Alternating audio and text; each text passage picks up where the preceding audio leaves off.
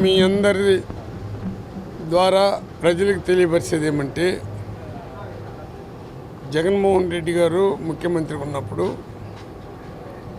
విద్య అవసరం అని చెప్పేసి విద్యకి, హెల్త్కి, పేదవాళ్ళ భవిష్యత్తు బాగుపడాలని మంచి మంచి కార్యక్రమాలు తీసుకొని వచ్చారు.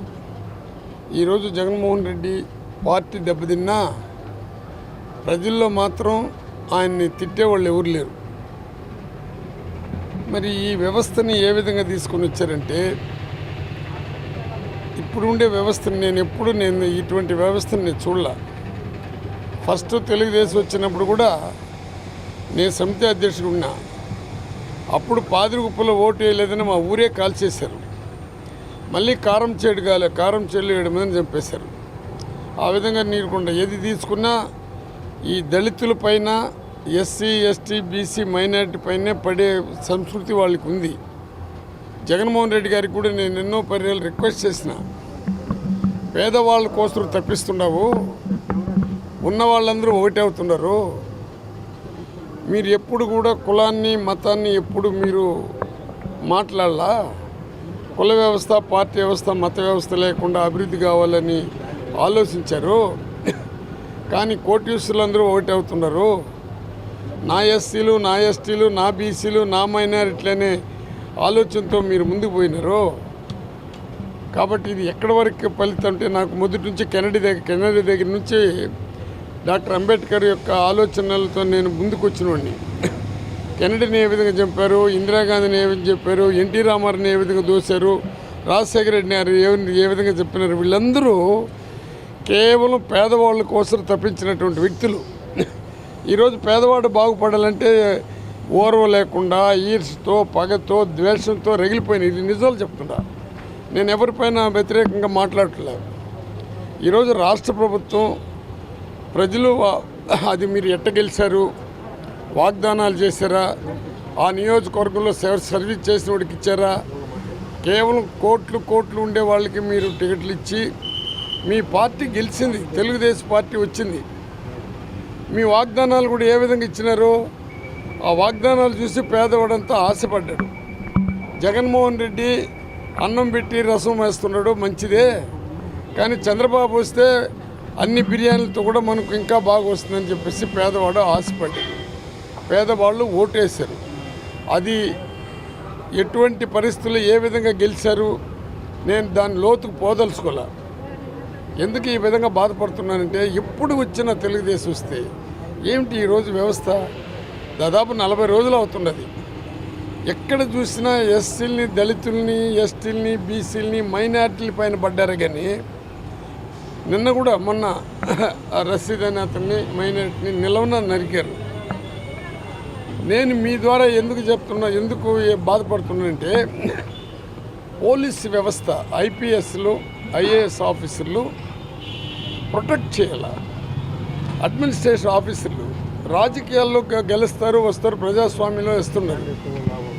కానీ ఇంత చేసినాక ఒక ఐపీఎస్ ఆఫీసర్లు, ఒక ఐఏఎస్ ఆఫీసర్లు, పోలీసు వ్యవస్థ కూడా ప్రొటెక్ట్ చేయాలి. వాళ్ళ కండ్ల ముందరగానే నిస్సహాయంగా ఏమీ చేయలేని పరిస్థితిలో ఈ పోలీసు వ్యవస్థ కూడా ఉంది. ఐఏఎస్ ఆఫీసర్లు కూడా అదేవిధంగా ఉన్నారు. ఈరోజు నేను ఇక్కడ మా నియోజకవర్గానికి బొజ్జారెడ్డిని పాతకుంటాయన, ఆయన్ని మునేంద్ర అనే అబ్బాయి ఈ విధంగా మామూలుగా పోతుంటే నరకటం, చెయ్యికి ఒక వేలు అయిపోవటం, తలకాయ దెబ్బ తేలటం, దానిపైన ఎస్పీ గారికి మాట్లాడితే ఎస్పీ గారు మాత్రం స్పందించి వాళ్ళకి న్యాయం చేస్తామని చెప్పారు. చట్ట ప్రకారం చేస్తున్నారు. నన్ను మీరు అడిగినారు కాబట్టి చెప్తున్నాను. ఎక్కడ తీసుకో, నిన్న ఏం జరిగింది పొంగనూరులో మనకు రెడ్డప్ప అనే అతను దళితుడు అతను ఒక ఎంపీగా పనిచేశాడు. అక్కడ రాజంపేట ఎంపీగా ఉండే మిథున్ రెడ్డి గారు ఆ నియోజకవర్గంలో మామూలుగా ఈ గలాటాల గందలు అంటే విచారించాలని పోయాడు. నువ్వు దళితుడి ఇంటికి ఆయన ఒక ఎంపీగా పనిచేసిన మన రెడ్డప్ప ఇంటికి పోతే నీకు మన రెడ్డప్ప గారి కారుని కాల్చారు, రెడ్డప్ప గారి వెహికల్ని నాశనం కొట్టి శ్మశానంలో ఏ విధంగా చేస్తారో ఆ విధంగా చేశారు. వాడు అల్లుడు కార్లు డ్యామేజ్ చేశారు, మిథున కార్లు డ్యామేజ్ చేశారు.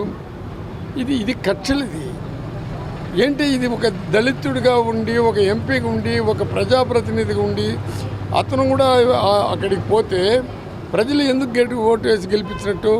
అందుకే మీ ద్వారా లాస్ట్లో నేను ఒక గట్టిగా చెప్తున్నాను, డాక్టర్ అంబేద్కర్ గారిని ఇప్పుడు బతికుంటే ఎందుకురా ఈ రాజ్యాంగ చట్టాలు తీసుకుని వచ్చినాము, ఎందుకురా ఈ పేదవాడికి మనం ఓటు హక్కు ఇచ్చినాము, ఈ పేదవాడిని ఎందుకు ఈ విధంగా నాశనం చేస్తున్నారు అనేది ఆయన కూడా బాధపడేవాడు. రాజ్యాంగ చట్టాన్ని తూట్లు పడుస్తున్నారు. రాజ్యాంగ చట్టం అనేది పోయింది అంటే పేదవాడికి ఓటు హక్కు ఉండదు. పేదవాడు ఓటు వేసుకున్నాడు. 40% జగన్మోహన్ రెడ్డికి వేశారు కూడా, అది కూడా పేదవాళ్లే. ఇప్పుడు వాళ్ళని ఈ విధంగా నేను ఇప్పుడు 4 తూరులు చెప్పిన చంద్రబాబు నాయుడికి రెడ్ బుక్కి నా ఉద్దేశం ఏమంటే ఆయనకి అందరూ రెచ్చగొట్టిన వాళ్ళే. పవన్ కళ్యాణ్ స్పీచ్ చూసినా మా పార్టీ వస్తే ఒక్కరిని కూడా పెట్టను, తాట తీస్తానని ఆయన చెప్పాడు. పాపం ఇప్పుడు ఏదో మాట్లాడేది గమ్మున ఉన్నాడు, సైలెంట్గా ఉన్నాడు. చంద్రబాబు అయితే తరిమి కొట్టండి అన్నాడు. ఇతని పేరు లోకేష్ వచ్చినాడు, నా దగ్గర రెడ్ బుక్ ఉండదు, నేను ప్రతి ఒక్క నియోజకవర్గంలో రెడ్ బుక్ పెట్టుకున్నా మీకు అంతు తెలుస్తున్నాడు. రెడ్ బుక్ని తీసుకొని వచ్చి ప్రజల్ని హింసించేదానికి వచ్చారా, ప్రజలకు ఇచ్చిన వాగ్దానాన్ని నెరవేర్చేదానికి వచ్చినారో ఎవరికి అర్థం కాల. కాబట్టి నేను ఎంతసేపు మాట్లాడినా తెలుగుదేశం గవర్నమెంట్ వస్తే బాధపడేది, దెబ్బలు తినేది, ఆస్తులు పోగొట్టుకునేది పేదవాడే. అందువల్ల ఈ ప్రభుత్వాన్ని గురించి ఏం మాట్లాడినా నాకు తెలిసి వ్యక్తులుగా ఉండేవాళ్ళు ఈ ప్రభుత్వం మంచి ప్రభుత్వం, ఇది ప్రజల కోసం వచ్చిన ప్రభుత్వాన్ని మాత్రం నేను చెప్పలేను.